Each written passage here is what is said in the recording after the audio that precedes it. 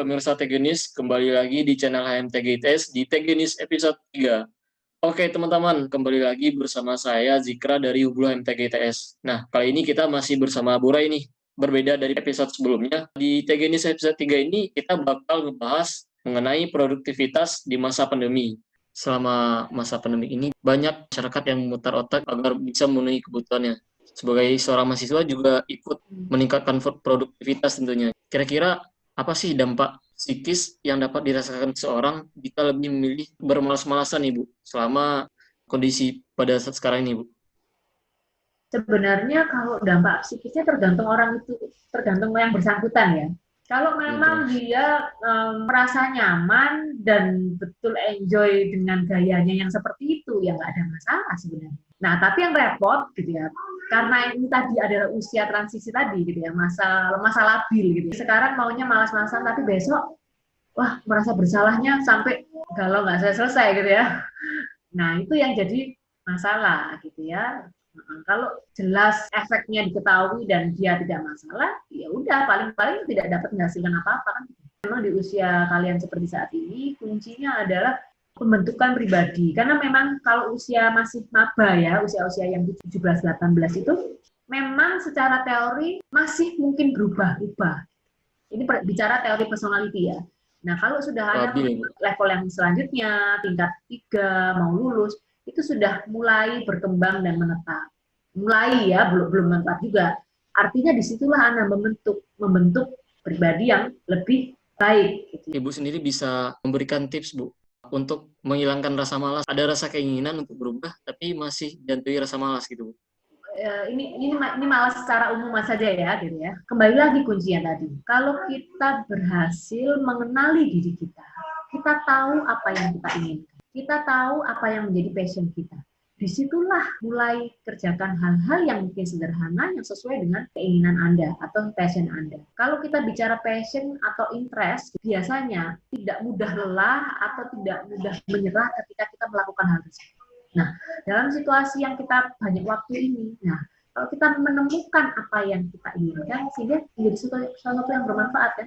Jadi kembali kuncinya, kesempatan kita banyak waktu ini adalah dalam tanda kutip ya refleksi gitu ya, banyak berkomunikasi dengan diri kita, apa sih yang kita inginkan, sehingga apapun pilihan yang kita lakukan, mau nanti berkaitan dengan studi, kalau itu berkaitan dengan skripsi, apa yang mau dikerjakan, kita nggak males lagi karena kita tahu kita punya tujuan.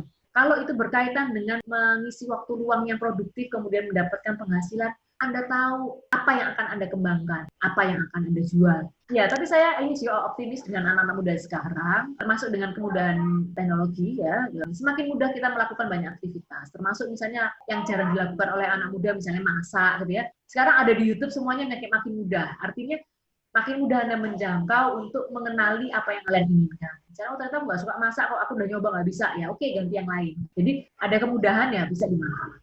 Banyak peluang, Ibu. Ya, sekarang jauh lebih banyak peluang. Dibandingkan saya dulu jadi mahasiswa itu kalau mau belajar jualan, seolah yang dipikirin modal aja. Karena harus kulak dulu, harus punya tempat dulu ya. Masarkannya sulit gitu ya. Nah, sekarang kan masarkan tuh gampang gitu ya. Nggak usah modal banyak-banyak, coba-coba dulu yang kecil itu mungkin ya, kalau di era yang dulu agak sulit. Jadi dengan mengetahui kemudahan itu mungkin juga membuat kita bisa punya keinginan atau hasrat untuk mencoba lah ya.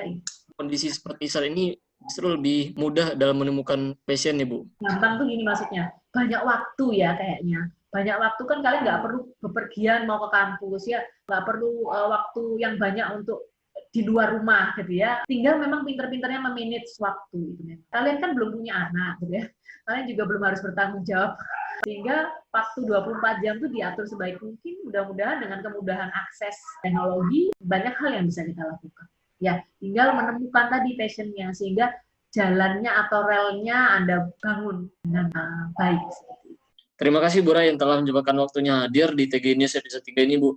Nah, teman-teman, kita juga kedatangan tamu yang spesial nih, Mbak Anissa dari Teknik Geofisika Angkatan 2018. Kabar-kabarnya nih, Mbak Anissa ini merupakan salah satu orang yang produktif, mahasiswa TG yang produktif di masa pandemi. Ada yang bilang udah buka usaha lah gitu, istilah usaha kecil-kecilan.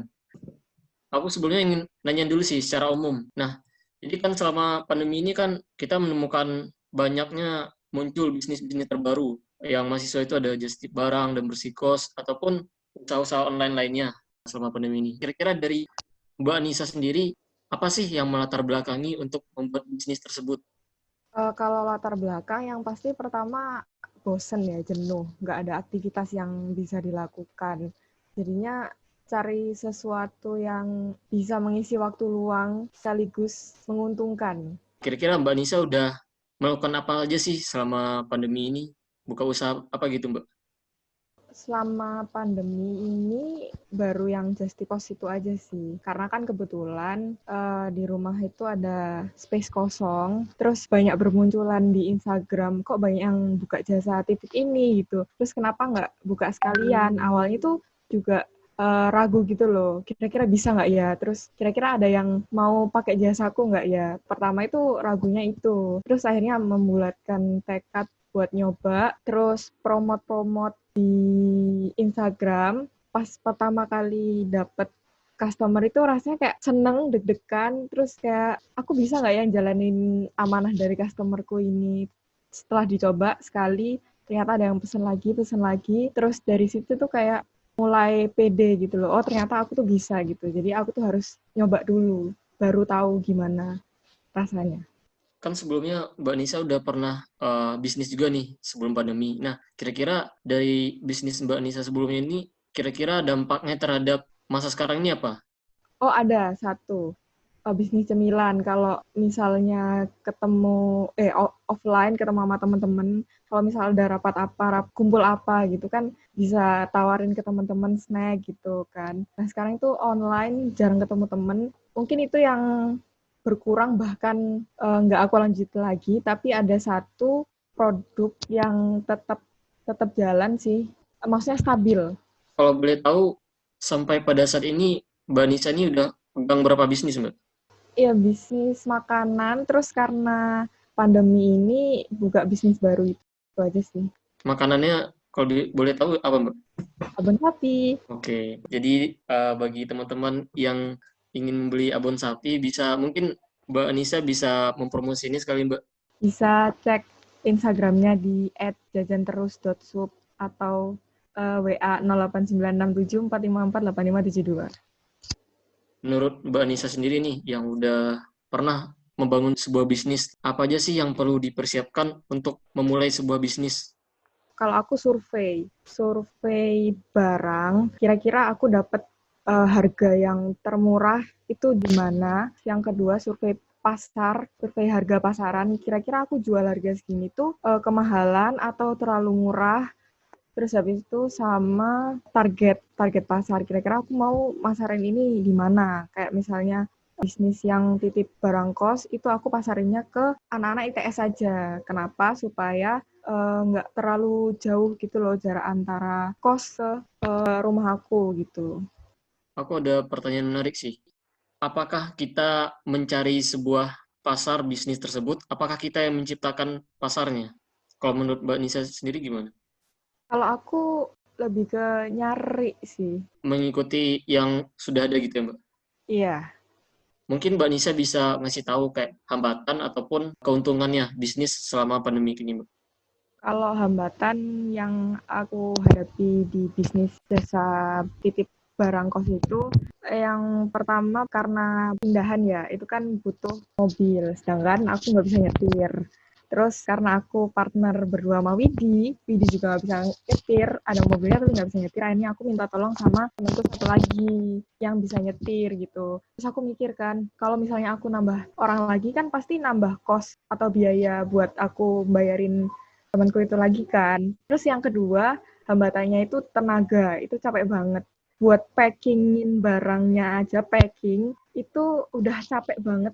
Apalagi yang barangnya itu banyak, belum lagi pindahin dari kamar kos ke mobil, dari mobil terus pindahin ke rumah, belum lagi yang kos-kosannya itu di lantai 3. Dari Mbak Nisa sendiri, gimana sih menjaga kepercayaan konsumen untuk percaya terhadap produk ataupun jasa yang Mbak berikan pada situasi saat sekarang ini? Sejauh ini ada satu kos yang ibu kosnya itu strict banget gitu loh karena corona ini. Cuman ngasih aku sama Widi itu waktu 1 jam buat beresin kamarnya. Nah, di situ menurut aku tantangannya bisnis waktu pandemi gini. Nah, dari Mbak Nisa sendiri ada upaya gitu nggak buat memberi kepercayaan gitu? Kenalan dulu nih, aku Anissa dari mahasiswa teknik geofisika. Buat mereka itu percaya, oh ternyata ini tuh anak ITS, terus penyimpanannya itu pasti aman karena di Perumdos. Meyakinkan merekanya gitu sih. Kan sama pandemi ini ya semuanya lebih terbatas lah gitu. Juga banyak yang nggak keluar rumah. Nah, dari Mbak Nisa sendiri, gimana sih memasarkan bisnis ataupun ya dari produk ataupun jasa selama pandemi ini, Mbak? Satu-satunya jalan adalah online gitu. Jadi aku perbanyak paid promote di akun, terutama di Cantik ITS. Itu manjur banget sih menurut aku. Terus yang abon itu di WA. WA-in ke grup keluarga, terus grup temen-temennya orang tua. Jadi sejauh ini online sih. Mungkin dari Mbak Nisa sendiri bisa memberikan motivasi ataupun saran kepada pemirsa Tegenis nih untuk istilahnya lebih produktif gitu selama pandemi. Aku sih yang pertama harus suka dulu. Suka sama apa yang kamu bakal lakuin, do what you love. Terus masa sih kalian betah diem-dieman di rumah, nggak ngapa-ngapain. Terus habis itu yang kedua, harus coba dulu baru kalian tahu gimana. Jadi jangan pesimis dulu, nanti nggak bisa, nanti gimana. Jadi kalau aku nyoba aja dulu, walaupun nanti hasilnya nggak sesuai yang kita harapkan, yang penting kita udah nyoba. Terus tahu gitu selanjutnya, oh ternyata yang bikin gagal itu ini gitu. Jadi selanjutnya itu kita udah bisa memprediksi yang akan terjadi gitu, menghindari kesalahan yang sama. Kunci utama itu kayak berani mencoba gitu ya, Mbak. Ya, Mungkin dari Mbak Nisa ada sebuah kalimat penutup. kalau kalian belum nyoba, kalian tuh nggak bakal tahu gimana jadinya. Terus kalian juga harus berani keluar dari zona nyaman. Terima kasih Mbak Nisa dari Teknik Geofisika 2018 yang telah menyempatkan hadir pada Tegenis episode 3 kali ini. Dengan ini maka aku tutup Tegenis episode 3. Sekali lagi terima kasih pada teman-teman pemirsa Tegenis. Jangan lupa klik subscribe, like, dan share video ini. Dan tentunya semoga video ini dapat bermanfaat bagi kita semua. Oke, selamat malam teman-teman.